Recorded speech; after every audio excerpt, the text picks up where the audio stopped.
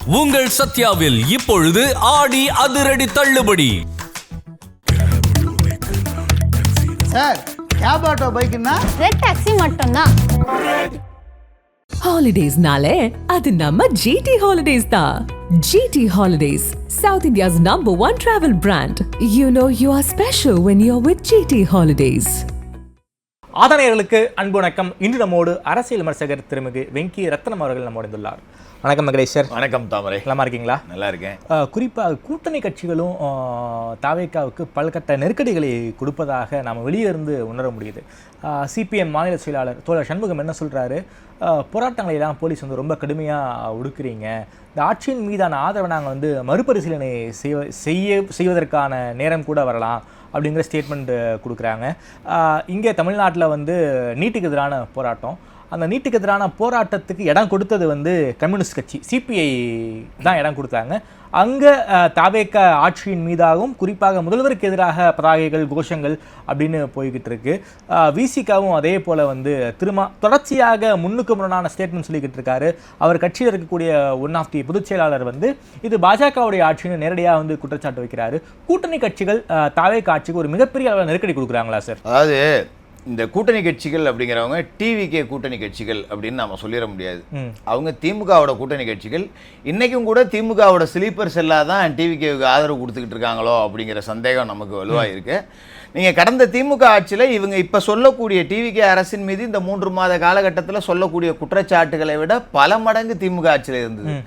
ஆனால் 5 ஆண்டுகளுக்கு இவங்க வாயை திறக்காமல் கிட்டத்தட்ட திமுகவோட இன்னொரு அணி மாதிரி தான், சார்பு அணி மாதிரி தான் செயல்பட்டுக்கிட்டு இருந்தாங்க. அதுக்கு மெயினான ரீசன் இவங்களோட ஆதரவே இல்லை அப்படின்னாலும் திமுக ஆட்சி தொடரும். அது ஒரு முக்கியமான காரணம். ரெண்டாவது, இந்த கூட்டணி கட்சிகளில் யாருக்கும் தனித்து நின்று மக்களை சந்தித்து தேர்தலில் வெல்லக்கூடிய சாத்தியம் அப்படிங்கிறது கிடையாது.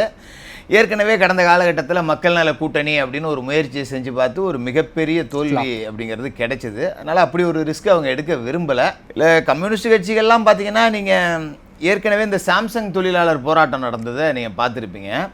தொழிலாளர் போராட்டம் நடந்துக்கிட்டு இருக்கு. இடையில ஒரு நாள் கம்யூனிஸ்ட் தொழிற்சங்கம் உள்ள நுழையுது. அடுத்த நாளே அங்கே இருக்கக்கூடிய போராட்டம் வாபஸ் பெறாமலேயே போராட்டம் வெற்றி, முதலமைச்சர் ஸ்டாலின் அவர்களுக்கு நன்றி தெரிவிக்கணும் அப்படின்னு சொல்லிட்டு ஒரு குழு ஸ்டாலின் அவர்களுக்கு நன்றி தெரிவித்தாங்க. ஆனால் போராட்டம் வெற்றி அடையிறதுக்கு முன்னாடியே நன்றி வரைக்கும் தெரிவிச்சுட்டு மறுபடியும் அந்த போராட்டம் தொடர்ந்துட்டு தான் இருந்தது. அப்போ ஒரு போராட்டம் தமிழ்நாடு அரசுக்கு எதிராகவே நடந்தாலும் அந்த போராட்டத்திலேருந்து ஸ்டாலின் அவர்களுக்கு எப்படி கிரெடிட் கொடுக்கலாம் அப்படின்னு பார்க்கக்கூடிய ஒரு தொங்கு சதைகளாக தான் கம்யூனிஸ்ட் கட்சிகள் இருந்தாங்க. இது மாதிரி விடுதலை சிறுத்தைகள்லாம் எடுத்துக்கிட்டிங்கன்னா நீங்கள் கடந்த காலகட்டத்தில் திருமாவளவனே சொல்லியிருக்காரு, எங்களோட சொந்த கட்சி கூடிய எங்களால் ஏற்ற முடியல, எங்களால் எதுவுமே பண்ண முடியல, அந்த அளவு தான் இருந்துச்சு கடந்த ஆட்சி அப்படிங்கிறது. பட் இந்த ஆட்சியில் ஒரு தலித்துகளுக்கு நிறைய அமைச்சர் பதவி கொடுக்கப்பட்டிருக்கு. இதெல்லாம் ஓரளவுக்கு வரவேற்கத்தக்க விஷயந்தான். இன்னும் சொல்லப்போனால் தான் வாழ்நாளில் மந்திரி சபையில் இடம் பிடிப்போம் அப்படின்னு திருமாவளவன் நினச்சாரா தெரியல. 2 சீட்டு ஜெயிச்சப்பையும் கூட அதுலேயும் ஒருத்தருக்கு மந்திரி சபையில் இடம் அப்படிங்கிறதும் கொடுக்கப்பட்டிருக்கு. ஆனாலும் ஒரு அச்சமூட்டிக்கிட்டே இருக்காங்க. இவங்க இன்னும் திமுக ஆதரவு மனப்பான்மை அப்படிங்கிறதுலேருந்து மீண்டு வரவே இல்லை. வாய்ப்பு கிடைச்சா இந்த ஆட்சியை காலை எப்போ வேணாலும் வாரி உள்ளலாம் அப்படிங்கிற ஒரு மனநிலையோட தான் இவங்க இருக்காங்க. அதுக்காக தான் அதிமுக எம்எல்ஏக்கள் ராஜினாமாவும் நடந்துக்கிட்டு இருக்கா சார்? இருக்கலாம். ஏன்னா இப்போ ஆளக்கூடியவர்கள் எல்லா பக்கமும் ஒரு துண்டை போட்டு தானே வச்சுருப்பாங்க.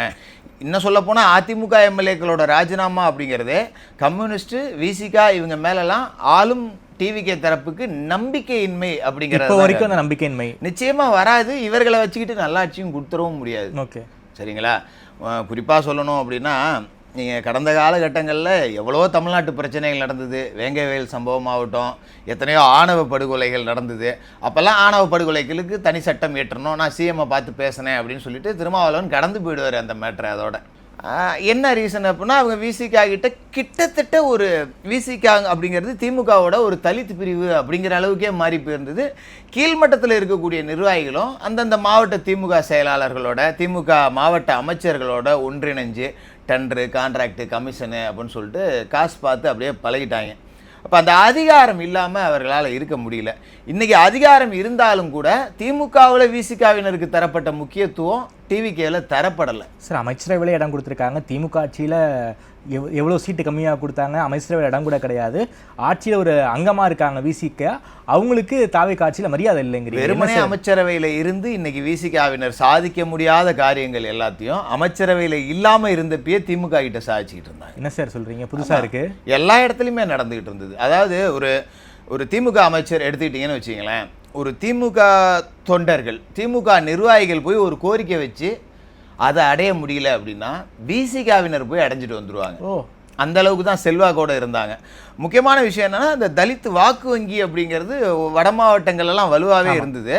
ஒரு திமுகவை சேர்ந்த அமைச்சர் போறாரு அப்படின்னா 10 திமுகவினர் போய் வழியில் நிறுத்தி வணக்கம் வச்சா கூட அமைச்சர் வணக்கம் வச்சுட்டு அப்படியே போயிடுவார். ஆனால் 10 விசிகாவினர் நின்னா இறங்கி போய் அவர்கள்ட்ட பேசி வணக்கம் வச்சுட்டு அவர்களுக்கு உண்டான மரியாதையை செய்கிற வேலையெல்லாம் நடந்துச்சு.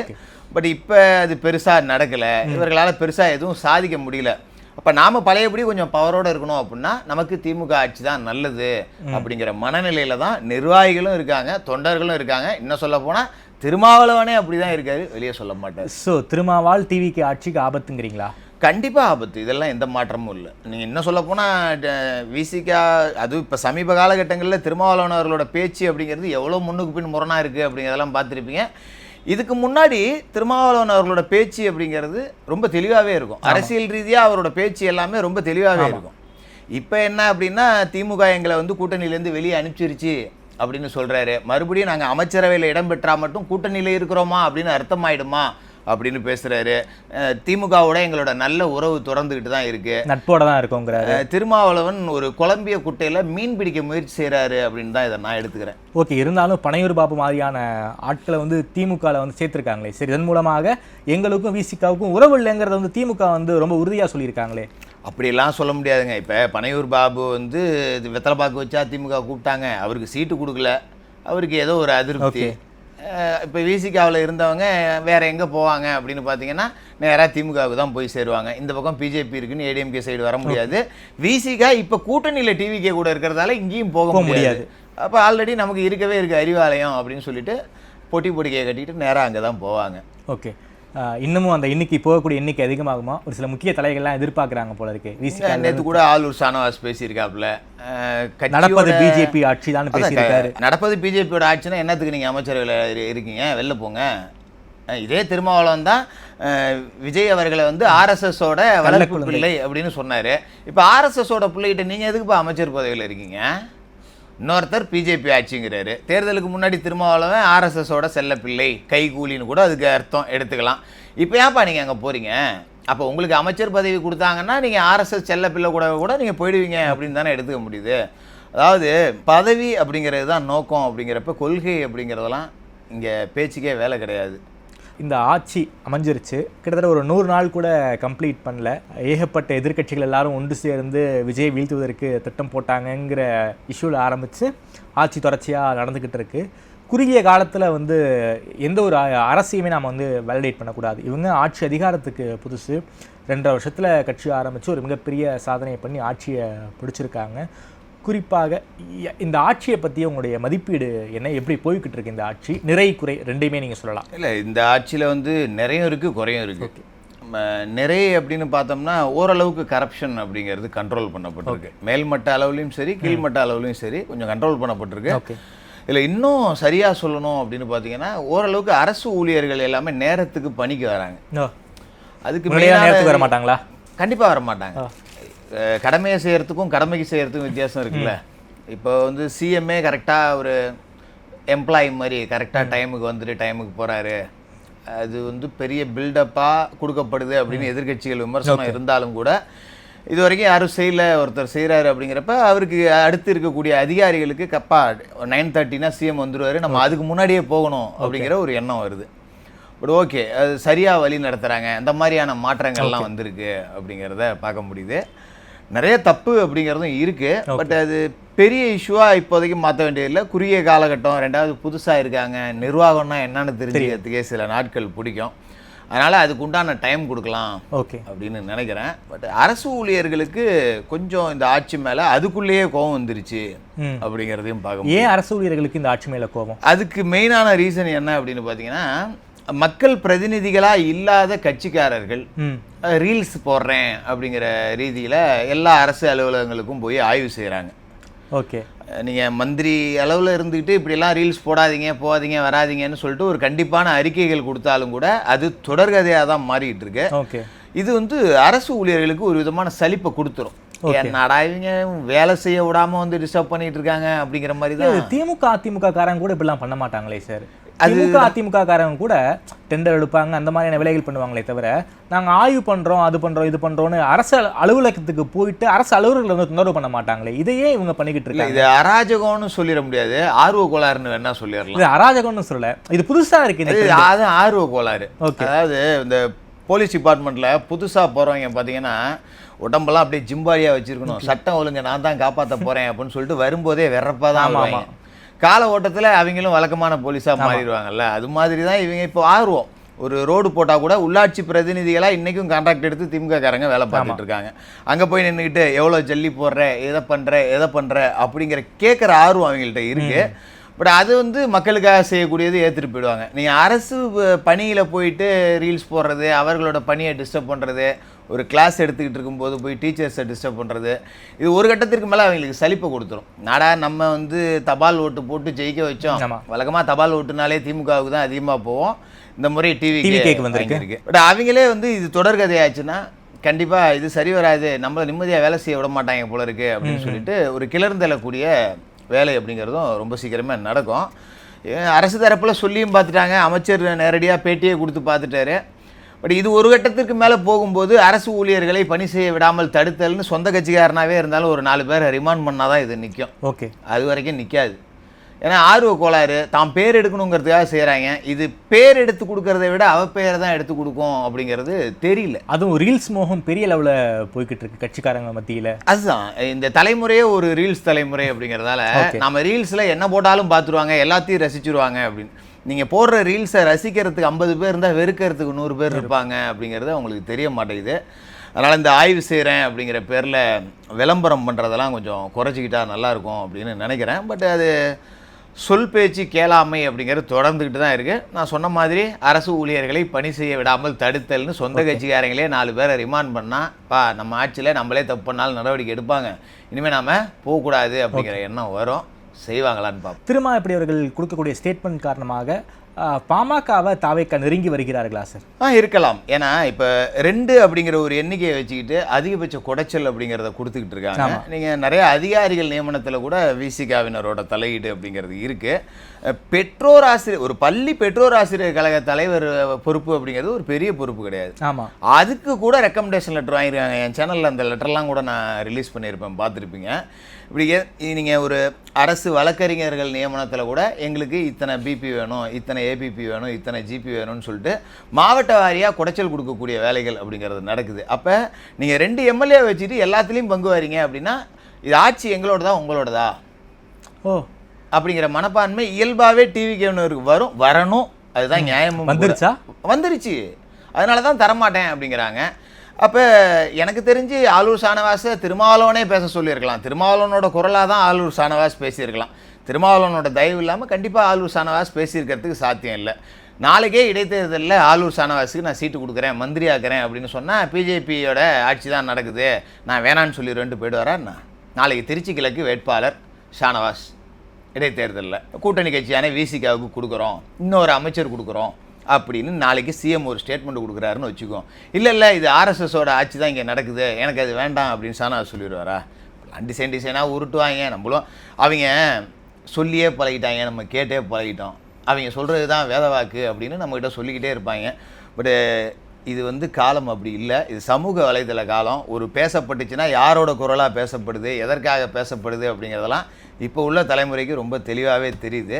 அதனால் இந்த மாதிரி விஷயங்களை சீரியஸாக எடுத்துக்காமல் கடந்து போயிடுறதே நல்லதுன்னு நினைக்கிறேன். அதே போல் இந்த காக்ரோச் ஜனதா பார்ட்டி போராட்டத்துக்கு இடம் கொடுத்ததன் காரணமாக சிபிஐ மேலே கடுப்பில் இருக்காங்க தாவேக்காங்கிற ஒரு ஸ்டேட்மெண்ட்டும் நமக்கு அளவுக்கு தெரியுதா? உண்மைதானா? அது கிட்டத்தட்ட இது காக்ரோச் ஜனதா பார்ட்டியோட போராட்டம் அப்படிங்கிறது கிடையாது. காக்ரோச் ஜனதா பார்ட்டியோட அஃபீஷியலில் யாருமே தமிழ்நாட்டில் போராட்டம் நடத்தப்படுது அப்படின்னு இது வரைக்கும் முறையான அறிவிப்பு அப்படிங்கிறது செய்யலை.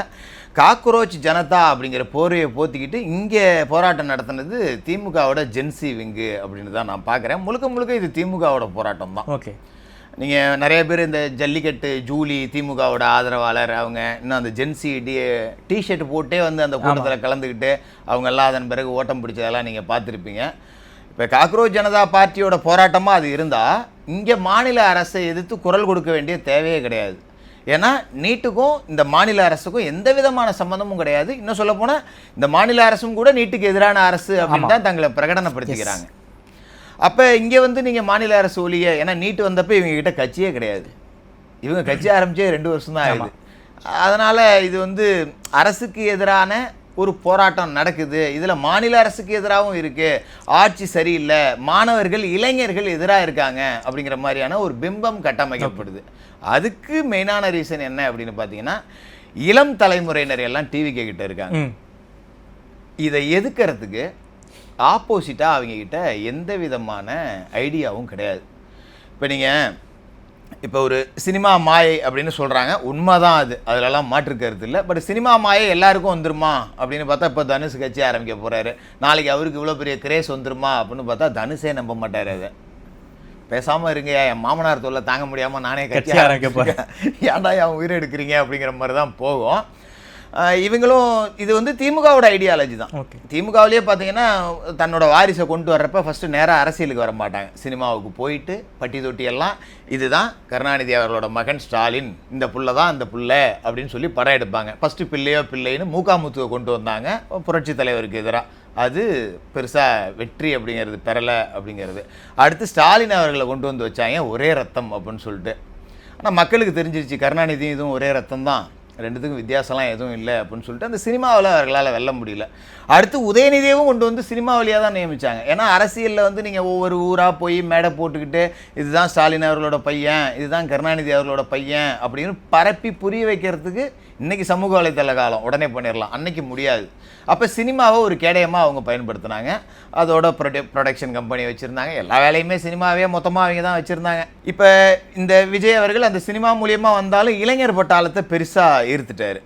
இப்போ உதயநிதியோட ஃபேஸையும் விஜய் அவர்களோட ஃபேஸையும் பக்கத்தில் வச்சு பார்க்கும்போது இளைஞர்களுடைய சாய்ஸாக விஜய் தான் இருக்கார். அப்போ இந்த இளைஞருடைய அந்த முகத்தை நாம் உடைக்கணும் அப்படிங்கிறதுக்கு உதயநிதியால் செய்ய முடியாது. அப்போ புரட்சி அப்படிங்கிற பேரில் கரப்பாம்பூச்சியை பயன்படுத்திக்கலாம் அப்படின்னு சொல்லிட்டு தமிழ்நாட்டு கரப்பாம்பூச்சிகள் தான் திமுகவினர் அப்படின்னு தான் நான் பார்க்குறேன் அந்த போராட்டத்தை. ஓகே, இது திமுக ப்ராக்சிக்கலால் நடத்தப்பட்ட போராட்டம் தான் அது. கண்டிப்பாக இதில் என்ன சந்தேகம் இருக்குது? நீங்கள் அமைச்சர் ராஜ்மோகன் போயிருக்காரு அந்த நிகழ்வுக்கு, அவங்களும் நீட்டுக்கு எதிரான நிலைப்பாடை எடுத்துகிட்டு தான் போயிருக்காங்க. அவருக்கு எதிராக அங்கே கோஷமிட்டு அவரை அடித்து விரட்ட வேண்டிய தேவை என்ன இருக்குது? எங்களுக்கு மெரினாவை திறந்து விடுங்க. இப்போ நீ மெரினாவை திறந்து விட்டால் என்ன ஆயிருந்திருக்கும்? கண்டிப்பாக அந்த போராட்டம் பெரிய அளவில் இவர்களாலேயே ஆள் சேர்க்கப்பட்டு ஒரு சட்டம் ஒழுங்கு சீர்கேடு அப்படிங்கிற அளவுக்கு போயிருக்கும். அதாவது விஜய் அவர்கள் ஆட்சிக்கு வந்த பிறகு சட்ட ஒழுங்கே சரியில்லை, ஒரு நெரிசலில் அங்கே கூட ஒரு 4-5 பேர் செத்துருந்தா நீங்கள் கரூர் மாதிரி இங்கேயும் சாகுறாங்க பாருங்கள், விஜய் ஆட்சிக்கு வந்தாலே மரண ஓலம் தான் கேட்குது அப்படிங்கிற மாதிரியான ஒரு பிம்பத்தை உருவாக்குறதுக்கான வேலைகள் தான் அது. பட் அது ஃபெயிலியர் ஆகிடுச்சு. ஓகே, லாக்அப் டெத்து 2-3 வரைக்கும் நடந்திருக்கு. அதே போல் கரூரில் பாதிக்கப்பட்டவங்களுக்கு அரசு வேலை கொடுத்துருக்காங்க. அது உயர்நீதிமன்றம் ரொம்ப கடுமையான விமர்சனத்தை எல்லாம் வச்சுருக்காங்க. இதெல்லாம் இந்த ஆட்சிக்கு எதிரான பின்னடைவாக பார்க்க முடியாதா சார்? கண்டிப்பாக பின்னடைவு தான், இதிலெல்லாம் மாற்று கருத்தே கிடையாது. ஏன்னா நீங்கள் என்ன தான் சோசியல் மீடியாவில் நாம் வந்து அது ஒன்று நடந்ததே இல்லை அப்படிங்கிற மாதிரி ப்ரொபகண்டா பண்ணாலும் லாக்அப் டெத்தில் ஒரு 3 பேர் இறந்துருக்காங்க. அந்த குடும்பத்துக்கு தெரியும்ல யாரால செத்தாங்க அப்படின்னு சொல்லிட்டு. நீங்கள் அஜித் மரணத்தில், மடப்புறம் அஜித் மரணத்தில் இதே முதல்வர் விஜய் அவர்கள் அன்னைக்கு பயங்கரமாக குரல் கொடுத்தாரு. சாரி வேண்டாம் நீதி வேணும்னு கேட்டாங்க. இன்னைக்கு இந்த சபரிங்கிற பையன் இறந்து போனாப்புல, அருணாச்சலம்னு இறந்தாரு, புழல் ஜெயிலில் ஒருத்தர் இறந்தாரு, எதுக்குமே வாய் ரியாக்டே பண்ணல. அது கிட்டத்தட்ட ஒரு கள்ள மௌனம் அப்படிங்கிற மாதிரி தான் நான் பார்க்குறேன். இது கிட்டத்தட்ட எனக்கு என்னமோ நம்ம பேசாமே இருப்போம், கடந்து போயிடுவோம் அப்படிங்கிற மாதிரியே இருக்காரோ அப்படிங்கிற மாதிரி தான் எனக்கு தோணுது. லாக்அப் மரணங்கள் எந்த ரூபத்திலையும் ஏற்றுக்கொள்ளக்கூடியதே கிடையாது. ஆனால் ரொம்ப சர்வசாதாரணமாக கடந்து போகிறாங்க. ஒரு மாற்றுத்திறனாளி அந்த சபரிங்கிற பையன் இறந்ததெல்லாம் ஏற்றுக்கவே முடியாது. அவன் கடையிலேருந்து கைப்பற்றப்பட்ட போதைப் பொருட்கள், அதாவது இந்த கூல் லீஃபு அது இதுன்னு சொல்கிறாங்க பார்த்தீங்களா, இதோட மொத்த மதிப்பு வெறும் 190 ரூபா தான். ஓகே, 190 ரூபா மதிப்புள்ள பொருளை விற்பனை செஞ்சான்னா அவனுக்கு கிட்டத்தட்ட ஒரு 50 ரூபா தான் கிடைக்கும். லாபம்னு பார்த்தீங்கன்னா 50 ரூபா தான் வரும். 50 ரூபாய்க்காகவா ஒருத்தனை அடித்து இப்படி கொள்றீங்க? இத்தனைக்கும் அவன் ஒரு மாற்றுத்திறனாளி. அவனை போய் அடித்து அத்தனை காயம் உண்டாக்கி 2வது ஜெயிலில் இறந்து போயிட்டா முதல்ல யாருக்கு தகவல் சொல்லணும்? குடும்பத்தினருக்கு சொல்லணும். ஆனால் குடும்பத்தினருக்கு தகவலே சொல்லலை. அடுத்த நாள் அவங்க மனு போட்டு பார்க்க வர்றப்ப பையன் இறந்துட்டான், ஹாஸ்பிட்டலில் வச்சுருக்கான்னு சொல்கிறீங்க அப்படின்னா இது எப்படி நம்ம எங்கே இருக்கோம் அப்படிங்கிற ஒரு சந்தேகம் நமக்கு மறுபடியும் வருது. அந்த திமுக ஆட்சியில் அதிகாரிகள் எந்த அளவுக்கு இருந்தாங்களோ அதே மாதிரி இப்போ தான் இருக்காங்க, இப்போவும் இருக்காங்க, தொடருது அப்படின்னு இதை கண்டிக்கணும். இப்போ ஒரு லாக்அப் டெத் நடக்குது அப்படின்னா இது தொடர்கதை தான், எல்லா ஆட்சியிலுமே நடந்துகிட்டு இருக்குதான். ஒரு லாக்அப் டெத் நடக்குது அப்படின்னா சம்மந்தப்பட்ட ஸ்டேஷனில் இருக்கிற ஒரு 4 கான்ஸ்டபிள், ஒரு எஸ்ஐஏ, ஒரு இன்ஸ்பெக்டரை சஸ்பெண்ட் பண்ணுறதோட தன்னோட கடமை முடிஞ்சிட்டதா அரசு நினச்சிக்குது. ஒரு லாக்அப் டெத் நடக்குது அப்படின்னா எஸ்பியை சஸ்பெண்ட் பண்ணுங்க, நேராக மாவட்ட காவல்துறை கண்காணிப்பாளர் யாரோ அவரை சஸ்பெண்ட் பண்ணுங்க. அப்போ தான் அடுத்த மாவட்ட எஸ்பிகளுக்கு பயம் வரும். நம்மளோட மாவட்டத்துக்குள்ள எல்லைக்குள்ள ஒரு லாக்அப் டெத் நடந்தால் நம்மளோட வேலை பறி போயிடும் அப்படிங்கிற பயம் அவங்களுக்கு வந்தால் அவங்க எல்லா ஸ்டேஷன் இன்ஸ்பெக்டர்களுக்கும் சரி, அவங்களுக்கு கீழே இருக்கிற டிஎஸ்பி ஏடிஎஸ்பிகளுக்கு எஸ்ஐ வரைக்கும் கூப்பிட்டு மீட்டிங் போடுவாங்க. எவ்வளோ மோசமான அக்யூஸ்ட் வந்தாலும் ரிமாண்டை காட்டி கொண்டு போய் ஜெயிலில் போடு, கஸ்டடி எடுத்து என்கொயரி பண்ணு, அடித்து கொல்ற வேலை வச்சுக்கிட்டீங்கன்னா எனக்கு வேலை போயிடும் அப்படிங்கிற பயம் அதிகாரிகளுக்கு வரணும். அதாவது நம்ம காவல்துறை அதிகாரிகள்கிட்ட ஒரு வித்தியாசமான பிரச்சனை இருக்குது. எல்லாருக்குமே 6 சாமிகள் அப்படின்னு நினைப்பு. சாமி படத்தில் வர, அதாவது சினிமா பார்த்து ஆமாம் ஆமாம் டேய் அப்படின்னு சட்டையை முறுக்கிடுவாங்க. எல்லாருக்குமே 6 சாமின்னு நினைப்பு. ஆனால் பெருமாள் பிச்சை மாதிரி பெரிய மனுஷன்ட்ட காட்ட மாட்டாங்க, பெருமா கோயிலில் பிச்சை எடுக்கிறவன்ட்ட தான் காட்டுவாங்க அவங்களோட வீரத்தை. நீங்கள் ஏன் இப்போ செந்தில் பாலாஜி வராரு, பாத்ரூமில் வலிக்கிட்டு விழுந்துருவாரா, தொட சொல்லுங்கள் பார்ப்போம். எத்தனையோ திமுகவினர் வந்து பெரிய அரசியல்வாதிகள் கைது செய்யப்பட்டிருக்காங்க. ஒருத்தரை தொற்ற முடியுமா? ஒருத்தரை லாக்அப் டெத்துன்னு அடித்து கொண்டுருங்க பார்ப்போம். ஏதோ ஏலப்பால பொட்டி கடையில் கொஞ்சோண்டு வச்சு விற்றவன், ஒரு 50-100க்கு இழிச்சவன், மண்டகாஞ்சவன், இந்த மாதிரி கேட்க நாதியத்தவன் அப்படின்னா நம்மளால் அடித்து கொண்டுற முடியும். நம்மளை யாரும் கேள்வியே எழுப்ப முடியாது அப்படிங்கிற அதிகார திமிரை அடக்கணும் அப்படின்னா எஸ்பி லெவலில் இருக்கிறவங்கள சஸ்பெண்ட் பண்ணால் மட்டும்தான் இது நடக்கும். செய்வாங்களான்னு பொறுத்துன்னு தான். கரூர் அந்த விஷயத்துலையும் பெரிய பின்னடைவு, சுப்ரீம் கோர்ட்டுக்கு போகிறோம்னு சொல்லியிருக்காங்க. ஆரம்பம் முதலே வந்து ஊடகங்கள்ல இருந்து பலருமே இதை விமர்சனம் பண்ணியிருக்காங்க. இதை வந்து நான் டே ஒன்லேயே சொல்லிட்டேன், யார் தமிழக முதல்வருக்கு இப்படி ஒரு ஐடியா கொடுத்தாங்க அப்படின்னு தெரியல. இது ஏற்றுக்கொள்ளவே முடியாது. நான் முதல் நாளே கடுமையாக விமர்சனம் பண்ணி பேசியிருந்தேன். அதாவது இதில் வந்து டிவிகேவினர் என்ன சப்போர்ட் பண்ணுறாங்க அப்படின்னா, லாக்அப் டெத்தில் இறந்த அஜித்தோட மரணத்தில் அவரோட தம்பிக்கு வேலை கொடுக்கலையா, தூத்துக்குடி துப்பாக்கி சூட்டில் வேலை கொடுக்கலையா, அது ஸ்டேட் பண்ணுச்சு, அது அரசாங்கம் பண்ணுச்சு, அதற்கான புரிதல் அவர்கள்ட்ட இல்லை. ஓகே. ரெண்டாவது, நீங்கள் கரூர் சம்பவம் அப்படிங்கிறது ஒரு தனிப்பட்ட கட்சியோட நிகழ்வு, ஒரு அரசு நிகழ்வு. இப்போ ஏர் ஷோவில் 5 பேர் செத்தாங்கன்னா கூட அது அரசோட நிகழ்வு, ஏற்பாடு சரியாக பண்ணலை அப்படிங்கிறத எடுத்துக்கலாம். இது வந்து டிவிகேவினர் வந்து திட்டமிட்ட சதி, திமுகவினர் தான் கொலை செஞ்சுட்டாங்க அப்படிங்கிற ஒரு டிக்ளருக்கே பண்ணிட்டாங்க. வழக்கு அது பாட்டுக்காக நடந்துக்கிட்டு இருக்கு. அதுக்கான வேலை கொடுக்கறது. இப்போ டிவிகேவோட நிகழ்ச்சிக்கு வந்தாங்க அப்படின்னா அவர்களுக்கான நிதி டிவிகேவால் எனக்கு தெரிஞ்சு போதுமான அளவு கொடுக்கப்பட்டுருச்சு. 20 லட்ச ரூபா கொடுத்துருக்காங்க, அரசு கொடுத்துச்சு. அப்புறம் மற்றும் சிலர் அப்படின்னா அந்த குடும்பத்திற்கு கிட்டத்தட்ட 35 லட்சம் ரூபாய் வரைக்கும் நிதி கொடுக்கப்பட்டிருக்கு.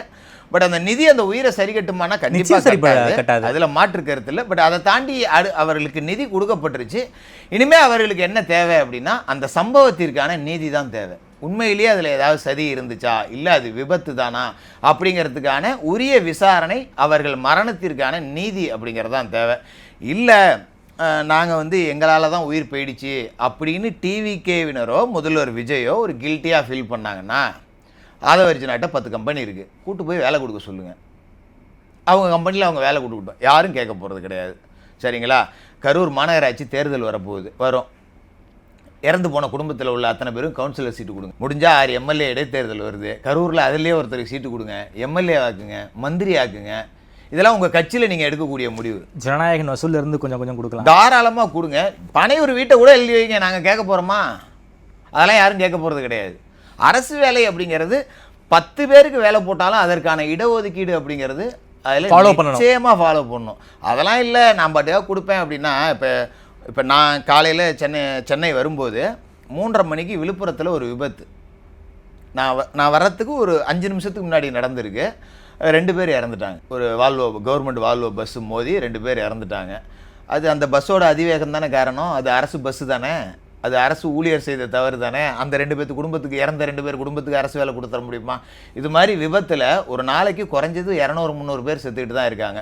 அவங்களுக்கு அரசு வேலைலாம் கொடுத்து தான் ஆகணும் அப்படின்னா தமிழ்நாடு அரசில் இருக்கக்கூடிய அத்தனை பணியாளர்களும் இன்றைக்கி கம்பாசனேட்டில் போஸ்டிங் வந்தவங்களாக தான் இருப்பாங்க. யாருமே இங்கே படித்தவர்களுக்கு வேலை கிடைக்காது. ரெண்டாவது, இதுக்கு பின்னாடி நிச்சயமாக டிவிகேவுக்கு ஒரு பின்னடைவு தான் இதை செஞ்சுருந்தா கூட.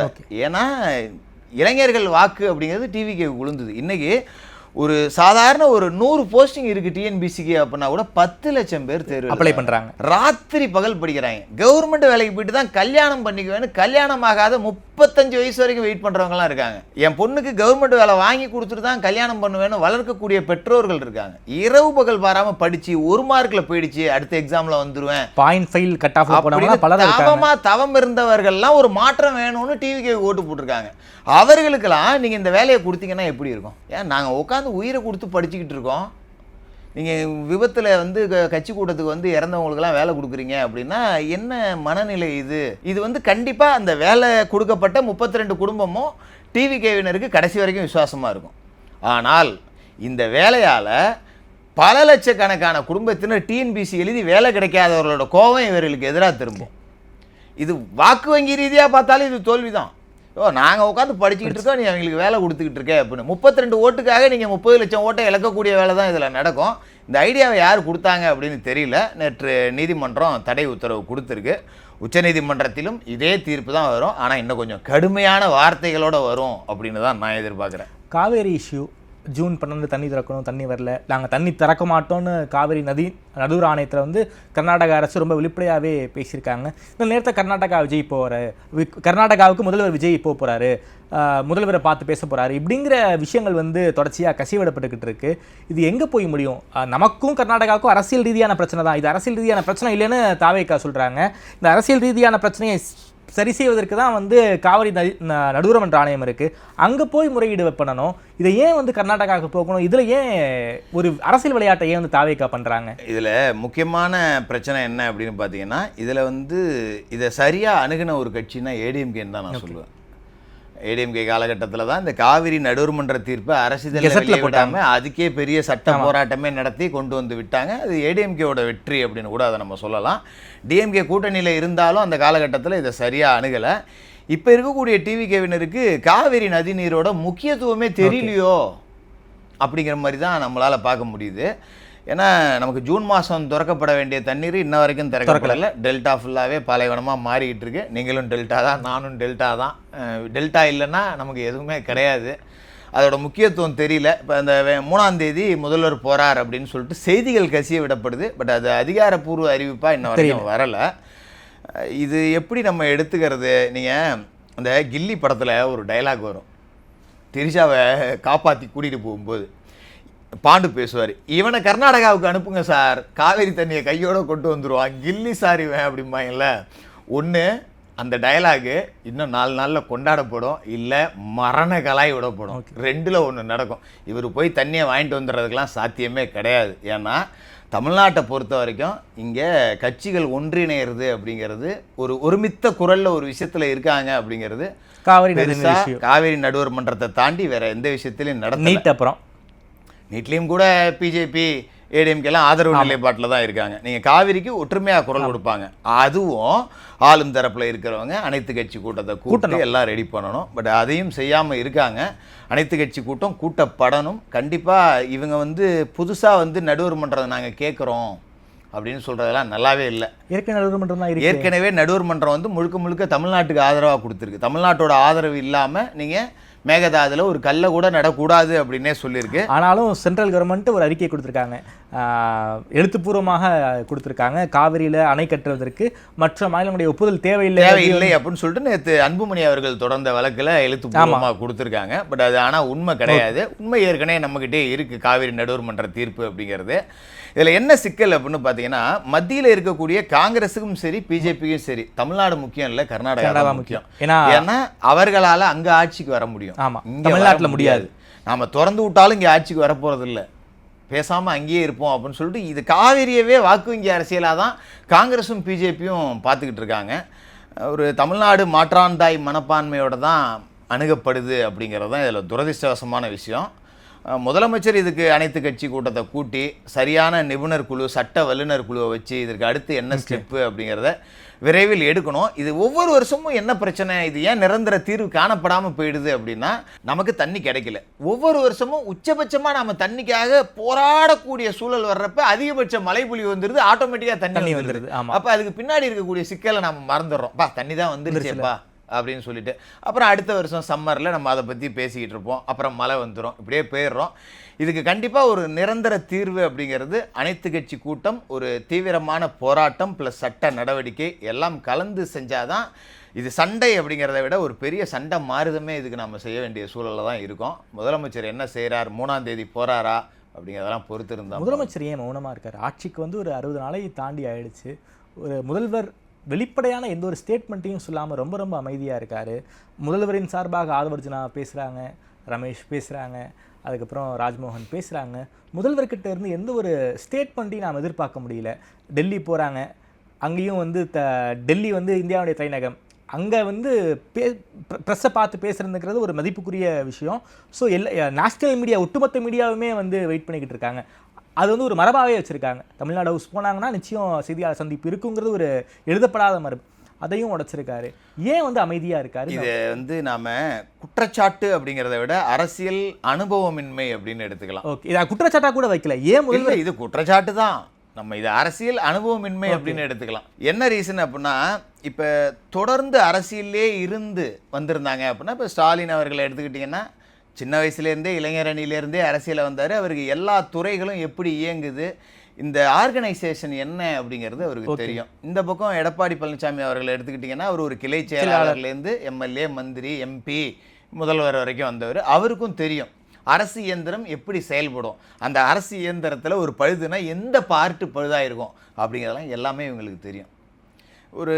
இப்போ இவர் வந்து ஒரு திடீர்னு சொல்லிட்டு ஒரு ஹீரோயிசம், ஒரு பெரிய பிம்பம், விஜய் அப்படின்னா ஒரு ஹீரோ அப்படிங்கிற ஒரு இமேஜோட எதிர்பாராத விதத்தில் வந்துட்டார். இப்போ ஒரு ப்ரெஸ்ஸை சந்திக்கிறாரு அப்படிங்கிறப்ப ப்ரெஸ்ஸு கேள்வி கேட்டாங்கன்னா இவருக்கு தெரியாத பல விஷயங்கள் இன்னும் அரசாங்கத்தில் இருக்குது. கண்டிப்பாக அதுக்குள்ளேயே தெரிஞ்சிருக்கிறதுக்கான சாத்தியமே இல்லை. தெரியாத ஒரு விஷயத்தை யாராவது ஒரு பத்திரிகையாளர் கேட்டு அங்கே பேந்த முழிச்சிக்கிட்டு இருந்தாருன்னா அந்த ஹீரோங்கிற இமேஜ் உடஞ்சி போயிடும். ஓகே, நிச்சயமாக உடஞ்சிடும். என்னப்பா, ஏன்னா இப்போ சாமானியனுக்கு தெரியும் இந்த பிரச்சனைக்கு இதுதான் அப்படின்னு சொல்லிட்டு. ஆனால் இவருக்கு தெரியலன்னு வச்சிங்களேன், என்னப்பா இது கூட தெரியல, இவரை போய் பெரிய ஆளுன்னு சொல்லிட்டு இருக்கீங்க அப்படிங்கிற அந்த ஒரு பிம்பம் உடஞ்சி போயிடும். அந்த ஹீரோங்கிற இமேஜ் பில்டு பண்ணி வச்சுருக்காங்க பார்த்தீங்களா, அது டேமேஜ் ஆகிடும். அது டேமேஜ் ஆகிடக்கூடாது. நம்ம ஃபுல்லாக கற்றுக்கிட்டு செய்தியாளர்களை பார்த்துக்கலாம். இன்னும் சொல்ல போனால் கேப்டன் அவர்களை எடுத்துக்கலாம். நல்ல மனிதர், மறைந்துட்டார். கேப்டன் அவர்களை காலி பண்ணதில் தமிழ்நாட்டு மீடியாக்களோட பங்கு ரொம்ப பெருசு அப்படின்னு நான் நினைக்கிறேன் பர்சனலாக. நமக்கு அவருக்கு உண்டான நிலைமை நமக்கு வந்துட்டா என்ன பண்ணுறது? ஏன்னா விஜய் அவர்களோட சில பேச்சுகள்லாம் பார்க்கும்போதே தெரியுது, கொஞ்சம் அந்த சினிமாத்தனமான டைலாகு, ஹீரோவுக்கே உண்டான டைலாகு, என்ன டேஷுக்கு வந்தேன் அப்படிங்கும்போது கொஞ்சம் பேச்சில் கோபத்தை வெளிக்காட்டுறவர் அப்படிங்கிறது நம்மளால் புரிஞ்சிக்க முடியுது. பத்திரிகையாளர்கள்ட்ட அந்த மாதிரி ஒரு கோபத்தை காமிச்சிட்டிங்க அப்படின்னா அடுத்தடுத்து விழக்கூடிய கேள்விகளுக்கு பதில் சொல்லவே முடியாது உங்களால். உங்களோட ஒரு பதிலேருந்து 100 கேள்விகளை பத்திரிகையாளர்கள் எடுத்துருவாங்க. நம்ம போய் ஏன் வாலண்டியராக கூப்பிடணும், நம்மளை கிட்னி ஆப்ரேஷனுக்கு தான் கூப்பிட்றாங்க, நம்மளாம் ஏன் போய் ஆம்புலன்ஸில் ஏறணும் அப்படின்னு சொல்லிட்டு கடந்து போகிறார் அப்படின்னு தான் நம்மளால் பார்க்க முடியுது. என்னுடைய கடைசி கேள்வி சார், இந்த அதிகாரிகள் நியமனம், திமுக ஆட்சியில் கொலோச்சிய அதிகாரிகள் எல்லாருமே இப்போ டம்மி போஸ்ட்டுக்கு போட்டிருக்காங்க. இதன் மூலமாக முதல்வர்கள் என்ன மெசேஜ் சொல்ல விரும்புகிறார்? இல்லை, அதாவது திமுக ஆட்சியில் இருந்த அதிகாரிகளால் இவர் கட்சி தொடங்கின பிறகு இவருக்கே எவ்வளோ பிரச்சனை வந்தது அப்படிங்கிறது தெரியும். அதாவது மற்றவர்களுக்கு என்ன செஞ்சாங்க அதிகாரிகள் அப்படிங்கிறத விட தனக்கு என்ன செஞ்சாங்க அப்படிங்கிறது தெரியும்ல. தாம்பட்ட வழியை யாரும் மறக்க போகிறா, யாரும் மறக்க மாட்டாங்க. அதிகாரிகள் மாற்றம் அப்படிங்கிறது திமுக ஆதரவு அதிகாரிகள், என்ன சொல்லப்போனால் வேலு அவர்களோட ரைடெல்லாம் வந்து முன்கூட்டியே தகவல் சொல்லப்பட்டுச்சு. இன்னும் எல்லா டிபார்ட்மெண்ட்லேயுமே திமுக ஆதரவு அதிகாரிகள் இருப்பாங்க, அதிமுக ஆதரவு அதிகாரிகள் இருப்பாங்க, பிஜேபி ஆதரவு அதிகாரிகள் இருப்பாங்க. பட் அவர்களெல்லாம் முழுசாக களை எடுத்துட முடியுமான்னா சாத்தியம் இல்லை. பெருந்தலைகளை களை எடுக்கிறதன் மூலமாக அதற்கு அடுத்த கட்டத்தில் இருக்கிறவர்களுக்கான ஒரு பயத்தை வேணா கொடுக்கலாம். பா அவரே தூக்கிட்டாங்க, நம்மளாம் எந்த மூலப்பா அப்படிங்கிற மாதிரி ஒரு அச்சத்தை கொடுக்கலாம். ஆனால் இந்த டம்மி செய்யப்பட்ட அதிகாரிகளோட விசுவாசிகளாக இருக்கக்கூடிய அடுத்த கட்ட அதிகாரிகள் இன்னும் இருக்காங்க. அவர்கள் இன்னமும் அவங்களுக்கு உண்டான எல்லா தகவலையும் கொடுத்துக்கிட்டு தான் இருக்காங்க. உதாரணமாக ராஜ மரியாதையோட திருவல்லிக்கேணி காவல் நிலையத்துக்கு செந்தில் பாலாஜி போயிட்டு வந்துக்கிட்டு தான் இருக்கார். ஊடகங்களில் 2 மணி நேரம் துருவி விசாரணை, கெடுக்குப்பிடி கேள்வி அப்படின்லாம் நிறைய மீடியாக்களில் வந்துச்சு. பட் அங்கே அப்படி எதுவுமே நடக்கலை. ஜாலியாக ஒரு சொந்த வீட்டுக்கு விருந்தாளியாக போகிற மாதிரி போயிட்டு உட்காந்து நீட்டாக பேசிட்டு அவர் பாட்டே வந்துக்கிட்டு இருக்காரு. என்னென்னா அதிகாரிகளுக்கு ஒரு அச்சமும் இருக்குது. திரும்ப இவங்க வந்துட்டா நம்மளால் எதுவும் பண்ண முடியாது, இவங்க தயவு நமக்கு தேவை அப்படிங்கிற மனநிலையிலே தான் இருக்காங்க. அதுதான் அதிகாரிகள் மாற்றத்தில் பெரிய அளவில் மாற்றப்பட்டாலும் ஒரு நல்ல ரிசல்ட்டை இந்த அரசுக்கு கொடுக்கல. அதே நேரத்தில் இந்த திமுகவினர் மீதான துரித கதியில் நடவடிக்கையிலையும் அது ஒரு பின்னடைவு அப்படிங்கிறதையும் ஏற்படுத்தும். அது எல்லாத்தையுமே அங்கங்கே ஆள் போட்டு இவர் தான் கவனிக்கணும் என்ன நடக்குதுன்னு. ஓகே சார், பார்க்கலாம் சார். தமிழ்நாடு அரசியல் தொடர்பான பல்வேறு கேள்விகளுக்கு ரொம்ப பதில் சொல்லியிருக்கீங்க. நேரில் நேரம் கொடுத்து பேசியமைக்கு நன்றி வெங்கி. நன்றி.